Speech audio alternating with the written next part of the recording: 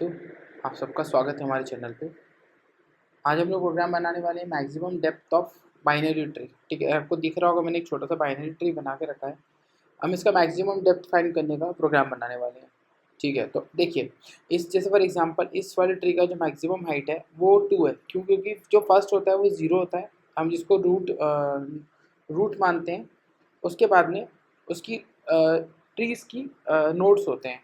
ठीक है, जैसे ये लेफ़्ट नोड है, ये राइट नोड है, ये लेफ़्ट नोड है, ये राइट नोड है, ये रूट है, ये लेफ़्ट है, ये लेफ़्ट के अंदर लेफ़्ट है और लेफ़्ट का ये राइट है और ये सिर्फ राइट है।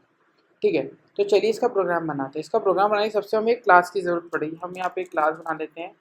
मैं यहाँ पे स्टैटिक क्लास इसलिए बना रहा हूँ, आप चाहो तो नॉन स्टैटिक भी बना सकते हो, क्योंकि मैं सब कुछ स्टैटिक अपनी मेन क्लास के अंदर ही कर रहा हूँ। इसलिए अगर आउटसाइड करूँगा तो मैं नॉन स्टैटिक क्लास से भी कर सकता हूँ। ठीक है, इसके लिए मुझे एक वेरिएबल की ज़रूरत पड़ेगी। मैं इंटीजर टाइप का वेरिएबल डिफाइन कर रहा हूँ, जिसको मैं बोल रहा हूँ इसको मैं बोल देता हूँ वैल्यू। ठीक है, वैल्यू बोल देता हूँ। ठीक है, और मुझे हाइट की ज़रूरत पड़ेगी जो कि नोड है।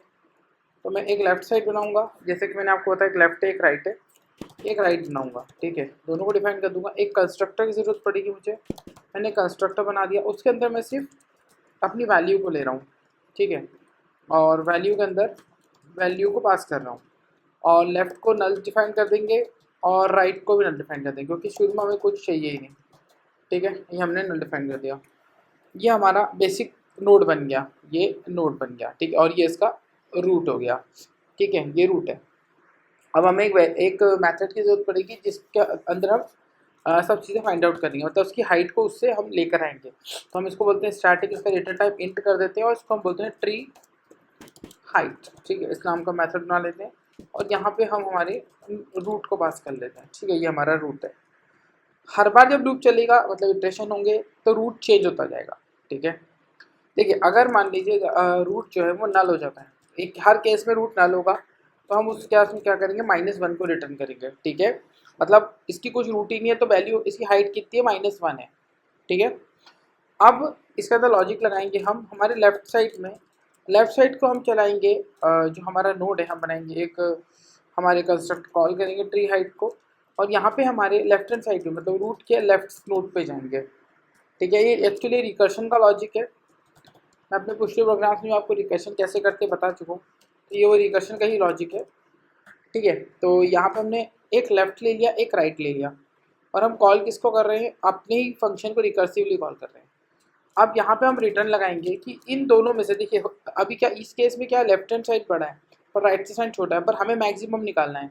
तो हम क्या यूज़ करेंगे, मैथ.मैक्स लेफ्ट या राइट में जो भी बड़ा उसको रिटर्न कर दो +1। अब +1 करने का लॉजिक ये है कि जब भी रूट लॉजिक चलेगा तो यहाँ से क्या रिटर्न होके आएगा, -1।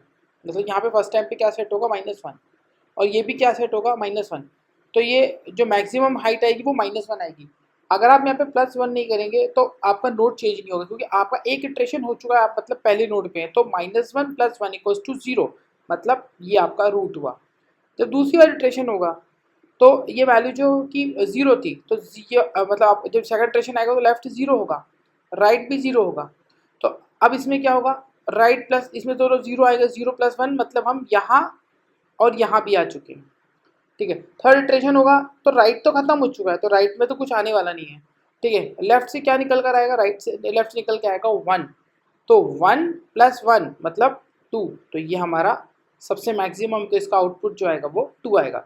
चलिए अब हम इसको कॉल कर लेते हैं। कॉल करने के लिए हमें नोड बनाना पड़ेगा, तो हम इसको रूट बना लेते हैं। इसमें हमारे रूट में हमने वैल्यू डिफ़ॉल्ट सेट की है 12, तो हम यहाँ पे 12 सेट करते हैं। रूट के लेफ्ट हैंड साइड पे देखिए, रूट के लेफ्ट हैंड साइड पे वैल्यू है 8, तो हम यहाँ पे सेट कर देते हैं 8। अब रूट के राइट हैंड साइड पे हमारी वैल्यू है, क्या वैल्यू है हमारी, 18। तो हमने क्या सेट कर दिया, 18। अब हमने यहाँ तक तो इस ट्री को बना लिया, अब ये नीचे वाले नोट्स बनाने हैं उसके। तो रूट के ये रूट है, इसका ये लेफ्ट है और ये इसका भी लेफ्ट है, तो रूट के लेफ्ट में हमें एक वैल्यू सेट करनी है। वो वैल्यू क्या है, 5। अब रूट के अभी भी हम कहाँ हैं, लेफ्ट में ही है। रूट के लेफ्ट के राइट में, तो रूट के लेफ्ट के राइट में एक नई वैल्यू सेट करनी है हमें, जो क्या है 11। ठीक है। अब हमें यहाँ पे हमारे फंक्शन को कॉल करना है, ऐसा आउट करेंगे, हमारा फंक्शन है ट्री हाइट, और हम अपने रूट को यहाँ पे भेज देंगे। ठीक है, देखिए ये 0 है, ये 1 है, ये 2 है, तो आउटपुट आना चाहिए 2। ठीक है, इसको रन कर लेते हैं एक बार। ये देखिए क्या आउटपुट आ गया 2। अगर मान लीजिए मैं इसमें 2 नोड और ऐड कर देता हूँ, फॉर एग्जांपल के लिए मैं यहाँ पे कुछ नोड्स ऐड कर देता हूँ, आपको और क्लियरली समझ में आ जाइए। तो यहाँ पर मैंने एक नोड ऐड कर दिया, ये वाला एक नोड ये ऐड कर देता हूँ, इसको दे देता हूँ फॉर एग्जांपल 10, इसको दे देता हूँ फॉर एग्जांपल 20। ठीक है, मैंने 2 वैल्यूज और ऐड कर दी। अब क्या होगा, मेरा रूट के लेफ्ट के राइट के लेफ्ट में एक 10 सेट कर दिया और राइट में 20 सेट कर दिया। तो यहाँ मैं सेट कर देता हूँ रूट के किस साइड जाना है मुझे, रूट के लेफ्ट में, तो रूट के लेफ्ट में के राइट में के लेफ्ट में, मतलब कैसे चला मैं, रूट लेफ्ट राइट लेफ्ट, ठीक है, के लेफ्ट में एक नई वैल्यू सेट कर दी मैंने, न्यू नोड, क्या सेट किया है 10।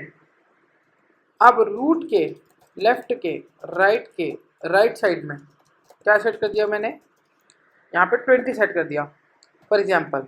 अब इसकी हाइट कितनी हो जाएगी, 0 1 2, ये 3, तो इसकी मैक्सिमम हाइट कितनी हो गई अब 3। एक बार रन करते हैं, कितनी हो गई 3। तो हमने क्या करा, वापस एक बार समझा देता हूँ। हमने एक नोड क्लास बनाई, स्टैटिक बनाई है, वो इसलिए बनाई है क्योंकि मुझे स्टैटिक मेथड से कॉल करना था। मैंने मेन क्लास के अंदर ही इस क्लास बनाई, इसलिए मैं इसको स्टैटिक बना लिया। ठीक है, और यहाँ पे मैंने लेफ्ट और राइट को डिफाइन कर दिया, बस इनिशियल एक वैल्यू सेट करी है, वैल्यू के अंदर लेफ्ट और राइट को नल सेट कर दिया। ट्री हाइट लगाया, एक फंक्शन बनाया, स्टैटिक फंक्शन बनाया क्योंकि मैं स्टैटिकली कॉल कर रहा हूँ। ठीक है, यहाँ पे नोड को पास किया, जो रूट है, मेरा रूट जो था वो 12 था, मैंने आपको ये दिखाया मेरा ये रूट है। ठीक है, इस रूट को मैंने यहाँ पे सेट कर दिया। ठीक है, ये रूट यहाँ पे आ गया मेरे फंक्शन के पास। चेक करा रूट नल है क्या, तो फर्स्ट टाइम पे रूट नल नहीं है क्योंकि उसका 12 है, तो वो नल तो नहीं है, तो ये कंडीशन हो गई फॉल्स। यहाँ पे गया, अब रूट के लेफ्ट हैंड साइड पे गया, रूट के लेफ्ट में क्या था 8, ये रिकर्शन हुआ, वापस से फंक्शन ऊपर जाके गया, अब यहाँ पे रूट मेरा क्या बन गया 8, अब मेरा रूट बन गया 8।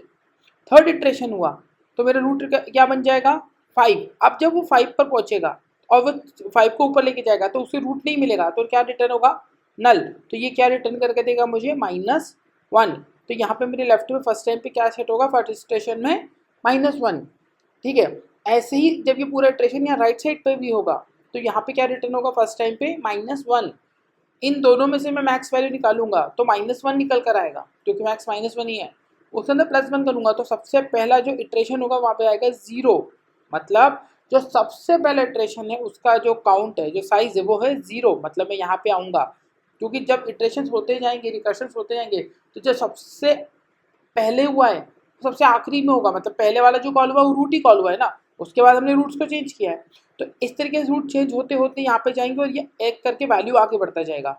यहाँ 0 आएगा, दूसरे इटरेशन में यहाँ 1 हो जाएगा, फिर 2 हो जाएगा और आखिरी में 3 हो जाएगा। अगर आप और नोट ऐड कर देंगे तो वो 4 हो जाएगा।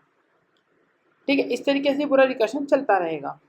ठीक है, अगर आपको रिकर्शन में कुछ प्रॉब्लम है तो मैंने रिकर्शन का ऑलरेडी वीडियोस बना के रखी हुई है, आप रिकर्शन की वीडियो एक बार देख सकते हैं, तो आपको ये थोड़ा डाउट और ज़्यादा अच्छे से क्लियर हो जाएगा कि ये ट्री हाइट वाला फंक्शन रिकर्सिवली कैसे काम कर रहा है। ठीक है, अगर आपको कोई कन्फ्यूजन आप कमेंट बॉक्स में पूछ सकते हैं। Thank you for watching the video.